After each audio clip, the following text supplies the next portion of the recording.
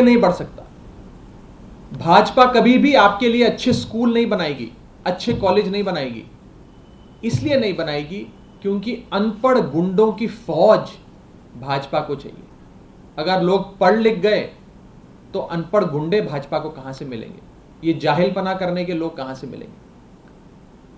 Bharatiya Janata party कभी आपके लिए रोजगार की अपॉर्चुनिटीज भी पैदा नहीं करेगी। अगर रोजगार की अपॉर्चुनिटीज बीजेपी ने पैदा कर दी तो ढेर सारे बेरोजगार लफंगे गुंडे भाजपा की फौज में कैसे शामिल होंगे? भाजपा के वायलेंट एजेंडों को कैसे अंजाम देंगे? तो ना भाजपा कभी आपके स्कूल बनाएगी, ना कॉलेज बनाएगी, और ना ही आपको कभी रोजगार देगी। उसका मकसद एक अनपढ़ जाहिल लोगों की फौज बनाने का है। और दूसरी तरफ आम आदमी पार्टी है जो पढ़े लिखे, ईमानदार, देशभक्त लोगों की पार्टी है। मैं आपको साफ तौर पे कहना चाहता हूं, आज दो मॉडल हमारे सामने हैं। एक भाजपा का मॉडल जिसमें गुंडागर्दी और लफंगई करने वाले लोग हैं, और दूसरी तरफ आम आदमी पार्टी का मॉडल जिसमें ईमानदार, पढ़े लिखे, शिक्षित और कट्टर देशभक्त लोग हैं। इस देश में आज दो स्कूल ऑफ पॉलिटिक्स हैं। एक है Arvind Kejriwal school of politics. Arvind Kejriwal school of politics में दाखिले के लिए आपको ईमानदारी चाहिए, आपको समर्पण चाहिए, देशभक्ति चाहिए। दूसरी तरफ है Bharatiya Janata party school of politics.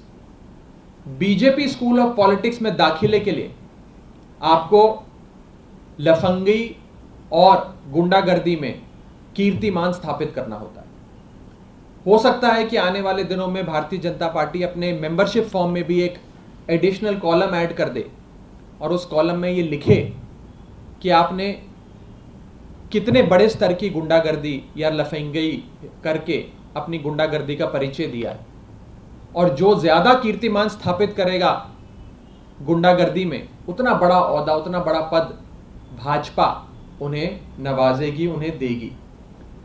आज सवाल हमारे सामने है कि क्या हम भारत को एक पाकिस्तान जैसा लॉलेस स्टेट, श्रीलंका जैसा देश बनाना चाहते हैं, या हम भारत को एक ऐसी डेवलप्ड कंट्री की ओर ले जाना चाहते हैं जहां हमारा कंपटीशन बड़े बड़े विकसित देशों से हो, यूरोप के देशों से हो, अमेरिका से हो, जापान से हो। ये सवाल हमारे सामने है कि हमें भारत को कैसा देश बनाना है। और भारत सही मायने में एक शिक्षित देश, एक प्रोग्रेसिव स्टेट तभी बन पाएगा जब भारत के लोग एक आवाज में ऐसे गुंडों और बदमाशों की जो पार्टी है भारतीय जनता पार्टी, उसे बॉयकॉट करेंगे, उन्हें गद्दार कहेंगे। वो सोसाइटी के साथ गद्दारी करते हैं जब वो ऐसे हमले करते हैं और ऐसे लंपन एलिमेंट्स को रिवॉर्ड करते हैं। आज भारतीय जनता पार्टी सबसे ज्यादा अगर किसी से डरती है तो वो अरविंद केजरीवाल जी से डरती है। भाजपा के गुंडे, उनके लंपन एलिमेंट्स अगर किसी से डरते हैं तो अरविंद केजरीवाल जी के शिक्षा मॉडल से डरते हैं। क्योंकि अगर अरविंद केजरीवाल जी का शिक्षा मॉडल पूरे देश में फैल गया तो भाजपा को गुंडों की, अनपढ़ लोगों की, जाहिल लोगों की फौज नहीं मिलेगी। उनके पीछे डंडे झंडे लेकर चलने वाले लोगों की फौज नहीं मिलेगी। और इसीलिए कभी भी भाजपा आपके लिए ना स्कूल बनाएगी, ना अस्पताल बनाएगी, और ना ही आपके लिए कभी कोई एम्प्लॉयमेंट अपॉर्चुनिटी बनाएगी। मैं आपको कहना चाहता हूं साफ तौर पे कि इस देश को एक ईमानदार और देशभक्त विकल्प चाहिए। इस देश को अनपढ़, गुंडागर्दी और लफंगई करने वाले लोगों से छुटकारा चाहिए। हम सबको मिलकर भारतीय जनता पार्टी का और उनकी पॉलिटिक्स का बॉयकॉट करना चाहिए। ये भारत में ही होता है कि जो व्यक्ति गुंडागर्दी करता है उसे भाजपा में शामिल किया जाता है, और देशों में अगर कोई गुंडागर्दी करता है तो वो शख्स जेल में जाता है। जैसा कि मैंने आपको कहा, अमेरिका में कोई गुंडागर्दी करे तो वो जेल में जाता है, भारत में कोई गुंडागर्दी करे तो वो भाजपा में जाता है। यूरोप के किसी भी देश में बहन बेटी को छेड़ने वाले शख्स की जगह जेल में है। हिंदुस्तान में आपकी बहन बेटियों को छेड़ने वाले लोगों की जगह भारतीय जनता पार्टी में।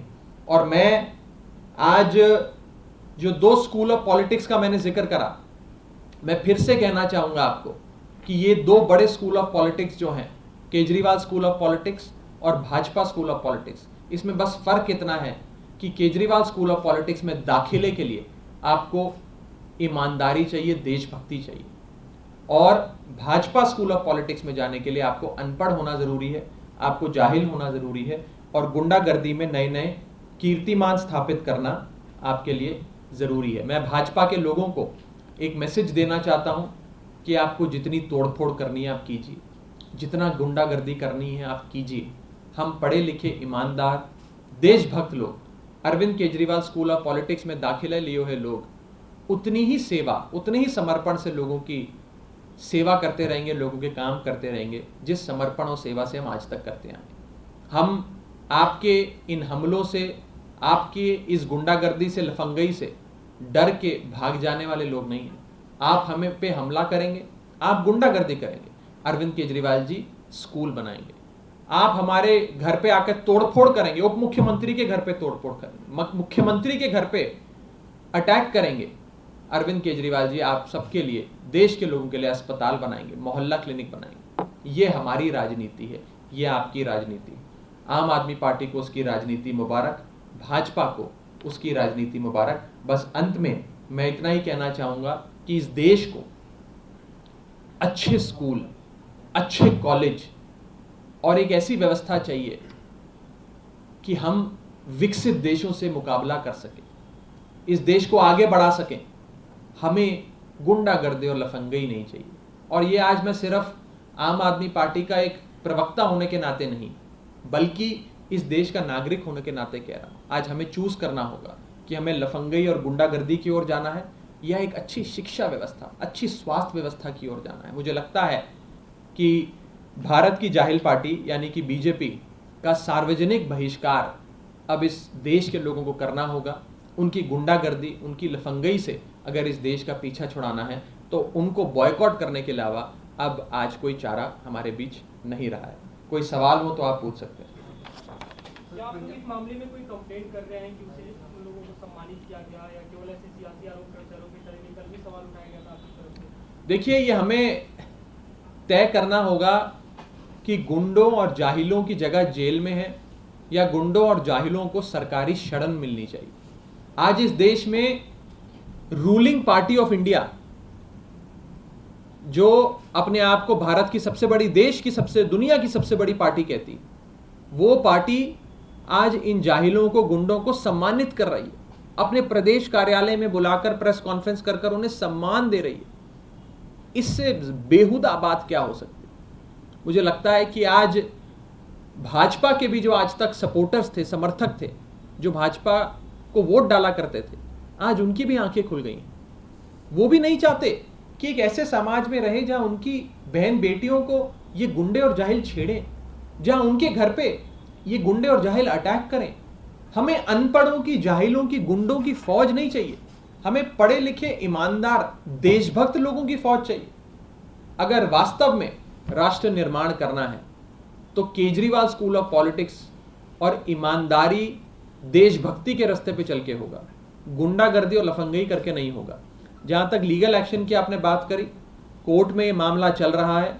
दिल्ली हाई कोर्ट में आम आदमी पार्टी के एक विधायक ने ही एक याचिका डाल के इसे दिल्ली हाई कोर्ट के सामने ये मामला रखा है, मामला विचाराधीन है। और मेरा ये विश्वास है कि दिल्ली हाई कोर्ट जरूर इस मामले में संज्ञान लेगा कि कोई छोटी मोटी पार्टी नहीं, कोई कल पैदा हुई पार्टी नहीं, लेकिन भारत की सत्ताधारी पार्टी, जिसकी केंद्र में पिछले 8 साल से सरकार चल रही है, वो पार्टी आज गुंडों को, लफंगों को, जो एक लोकतांत्रिक ढंग से चुने हुए मुख्यमंत्री के घर पे अटैक करते हैं, उन्हें रिवॉर्ड करती।